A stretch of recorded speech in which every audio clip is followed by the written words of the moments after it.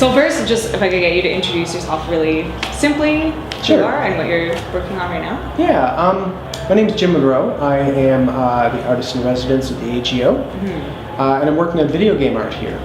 But I also run the Hand-Eye Society, which is a video game arts organization. Yeah. And I'm the executive director there. So my first question is, when I saw this event at the AGO, I was really excited and then surprised. My first question was, how did you land this venue and this whole gig? Like, did you approach them, or did they come to you? I mean, it was mostly came about because I know Paula, who works here, and she actually runs the Artist in Residence program. I see. And she works in education, this wing of the AGO.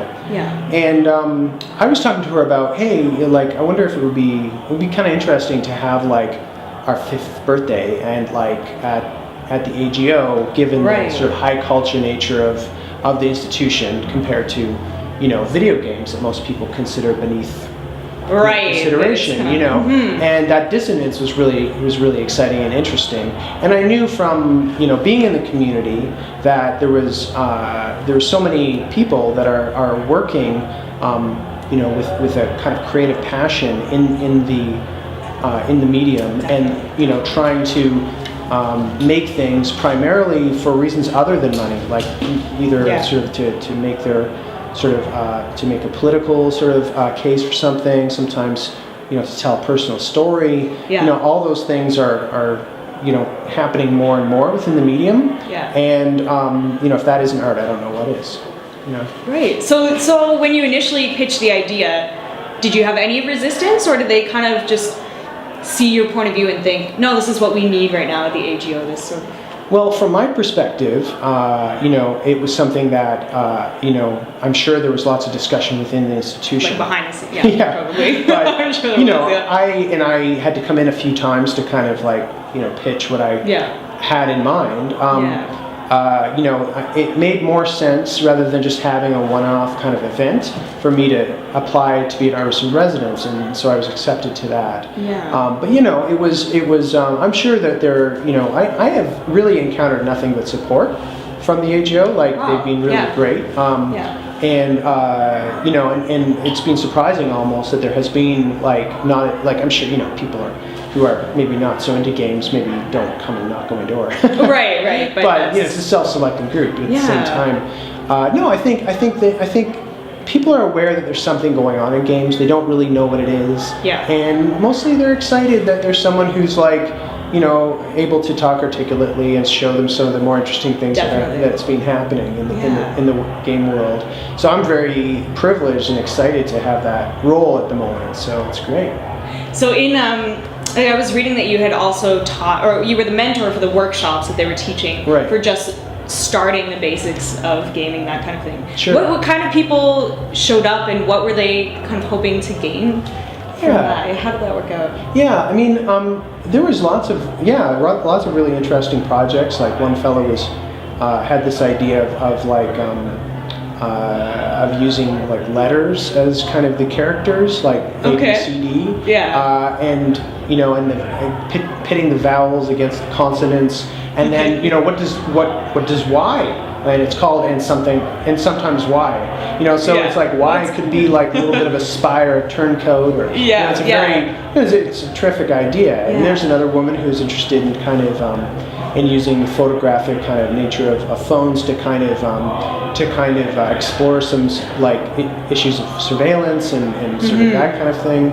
So some really interesting kind of things that were kind of sophisticated desires, and just sort of working through with them some potential kind of approaches and some some things like that is what I was able to do so far. From what we've seen so far of the night, like, people just seem to be really relaxed and just sort of freely interacting and stuff, and you can't really tell who's a gamer, so to speak, or who's just here to kind of check it out. So how did you manage to facilitate people who maybe aren't so much into gaming, or who don't know where to start in gaming? Well, I mean, we have kind of done a fair amount of outreach to the game curious. Yeah. Okay. So Yes. explain that. That's So we are very interested in that. I mean, we love, of course, the existing games community. We started as a very grassroots organization, kind of trying to provide services for people that are already making games. But also, I mean, I started in games as an artist and not very, good at programming. So it wasn't until I met some game makers who are already making games who said, you should just use this tool. Like, you don't need to code, you just use the tool. It does seem intimidating. Like, it's pretty... Absolutely. Yeah, so what came out of that was a kind of series of something called the Artsy Games Incubator, where I kind of brought together some artists who were interested in making games and sort of showed them the tools that they could use to make the games. And then kind of like over a 6-week period, we kind of like set little assignments for ourselves that at the end we would have a game. So it was kind of like a writer's circle, but for games. It was like peer mentorship rather than a kind of traditional learning environment. And that worked out really well and brought more people that with original ideas that otherwise wouldn't have been in that world into the discussion. So that was really exciting for me and for people in the games community that wanted to see people pushing the envelope in it. Right, just like trying something totally new. Absolutely. And you said there are like women's groups as well that are starting to come out. Absolutely, yeah. So what happened was when we were sort of talking about kind of the gender disparity in the community around 2009, 2010, it was like quite obviously very much more exaggerated even than it is now. Yeah. So everybody was a dude, and everybody had a problem with it. Really. Were the women the ones who first said something, or was it a group of men who said like, "Hey, wait a minute"? It was sort of at the same time. I mean, it was myself and Mare Shepard, she's one of our founding members of the Hand-Eye Society, who decided to sort of to lead this Difference Engine initiative, which is something that was a TIFF partnership, and that took 12 women, 2 groups of 6 each, through a 6-week program where they made a game, from the original call, it was like a free program. And we hoped we would get 12 people so we could fill the spots. So we had like 80 applicants. So it was 80? like 80. Okay. So it was obvious. So people really wanted. Absolutely. We're like looking for any kind of outlet probably. Absolutely. And they were like, this is finally. And for a lot of people, it was like really exciting. Yeah. And in fact, it totally exceeded what we were able to meet.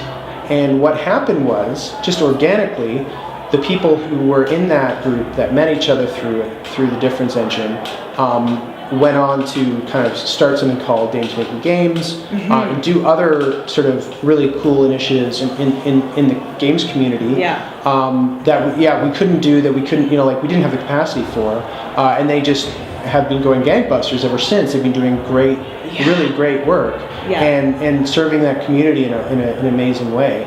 And for us, it's great because it means that that's to a certain extent, it enriches everybody. Everybody wins from that, from that diversity. Yeah, definitely. And at the same time, it's not all on us necessarily to run those programs all the time. Yeah, then other people, once it starts here, then it kind of branches off, and then you get so many people. Absolutely, involved. Yeah. Tonight, even if you just look around, I mean, honestly, there are just so many women out there, and I don't know if they're here for the art aspect or the games or both. I mean, 10% of the ticket buyers are AGO members. Okay. So, which is very low.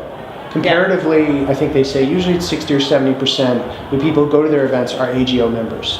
So it's lower. It's lower, and that means to me that there are some people who are interested in it for the art, definitely, which is amazing. And then there's just like a larger community of people that maybe, when we were doing things in little bars in Parkdale, we're like, yeah, maybe not my scene, but a fancy video game party is that something sounds like that's going to attract people. Yeah, absolutely. So I mean, I saw it like in Craig Adams, who's one of the collaborators who made Super Brothers Sword and Sorcery. He did an event at TIFF Bell Lightbox a few years ago, which was Jim Guthrie performing the soundtrack to that game. And it was a very fancy event just because of the venue. Venue, It make a huge difference. Absolutely. Yeah. So people dressed up and they went and they enjoyed themselves. And I thought, wow, this is obviously there's an appetite for that. I think and I thought, 5th birthday sounds like a good time to try it out. And instead of the 200 or 300 people we expected, we got 700 people. Yeah, and more who wished they were coming. Yeah, no. We had so many friends who were just like, "Can you get tickets? Yes. Where can we get it?" Yeah, it's hard. Yeah. Yep. So that's the thing, and it just shows us that there's as I say, there's an interest in it, and that's exciting. Definitely. Yeah. I guess just out of personal curiosity, when you are developing games, where do you feel the limitations come from? Like, I'm sure if you hit technical limitations, you can always like learn those. Like, do you feel like any kind of social pressure or responsibility to create certain kinds of games, or do you just feel free to pursue your own creative ideas?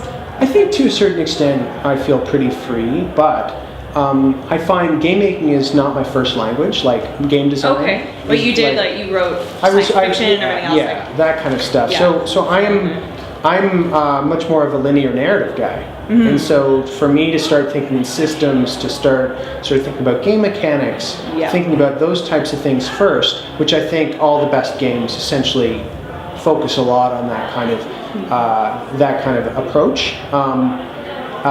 It's more of a challenge for me, but that's sort of what's exciting about it. Yeah, definitely. Absolutely, Definitely. yeah. So, Cool, that's great. great. Well, thanks, guys. Thank you. Okay.